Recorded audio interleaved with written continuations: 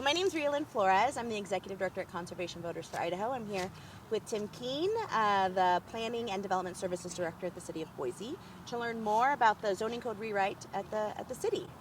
I know this is a process that started probably a few years ago. I think it was 2019, but I'd love to start off by touching base on why we're rewriting our zoning codes.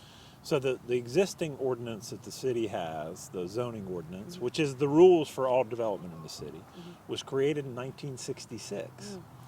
It was created at a time when cities in this country were creating new rules. So lots of cities created zoning ordinances in the 60s and 70s that resulted in the development that cities have had for the past 50 years. But since 1966, we've seen cities in this country grow, and we've got all these massive problems associated with especially mobility, transportation, housing affordability, and we're having to adapt to a changing climate. So we're rewriting our code at such an important time, this formative period in Boise's history. Touch a little on what that process has looked like so far to get us to where we are today. Yep. As you said, it started in 2019, technically. The mayor actually appointed a group of citizens to be kind of a steering committee for the whole process. And we've had so much public outreach, including last year. We had a whole series of public sessions and discussions around this, surveys that have been done, all kinds of outreach. So it's been an incredibly enormous public process. Many people have been involved, and as you can imagine, so many different important opinions to take into account as we rewrite our ordinance for the first time since 1966. Yeah, I can imagine. Let's go back and talk about the goals of the zoning code rewrite and how you see them shaping Boise's future. Well, the rules really do substantially shape how cities change. I mean, back to this issue of cities in the 60s and 70s creating zoning ordinances, congratulations, they've been very successful. You look at most cities and regions in this country that created those rules, the regions grew tremendously, but in a lot of cases, cities didn't at all.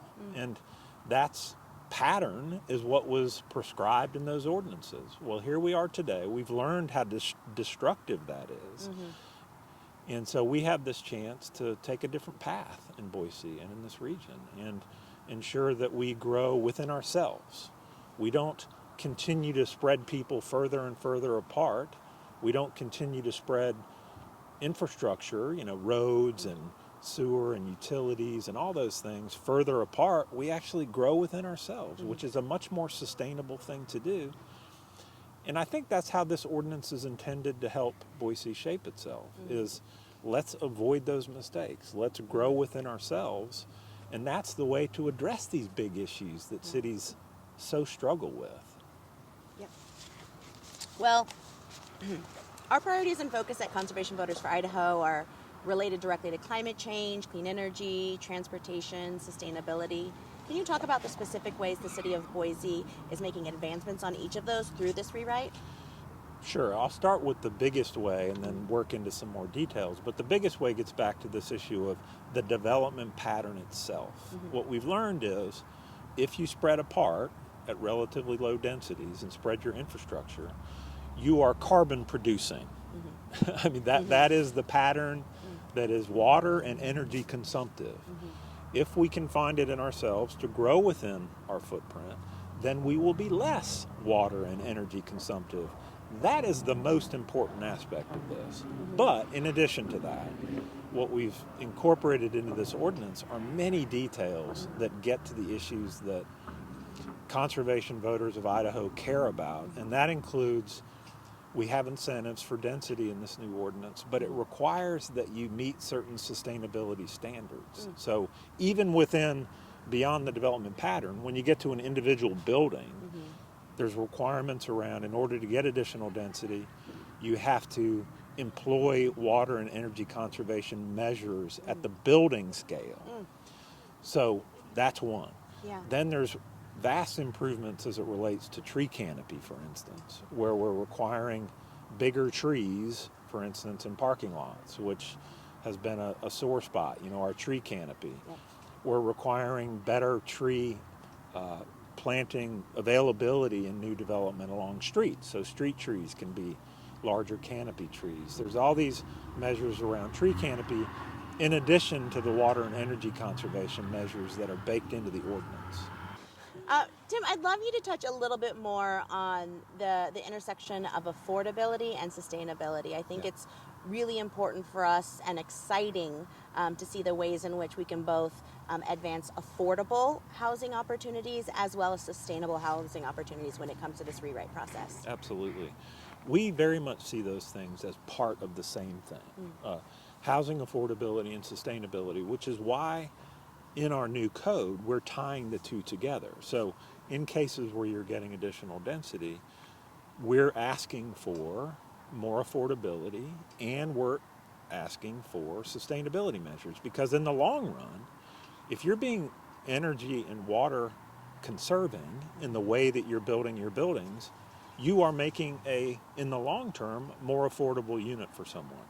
So these things are part of the same thing. And I know at times it seems that it gets cast as one or the other. Absolutely not. These are entirely connected to one another. People tend to silo things, and it's like, let me talk about housing affordability as this one thing.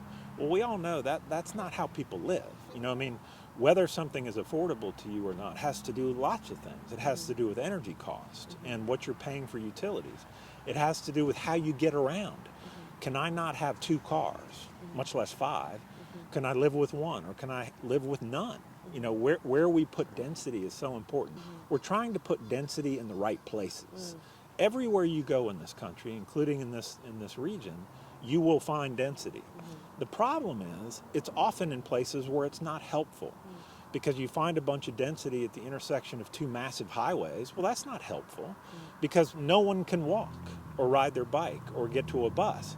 We need density where it's helpful, where people can then live and not drive so much. That's the purpose of density, you could argue, and it's a sustainable way to do it, because we have to tie all these things together. It's not one thing or another, it's all of them. How do people live here affordably, which involves lots of things: the price of housing, the price of utilities, the price of transportation, and that's what this does. So everyone should understand that these are all completely interconnected. There's definitely ways that we're excited to see that the zoning code rewrite will impact the ways in which people live, work, and raise their families in the city of Boise, and that connectedness in our communities, both whether it's livable wage jobs, or to a quality public education close by, Right. or to a great local small business.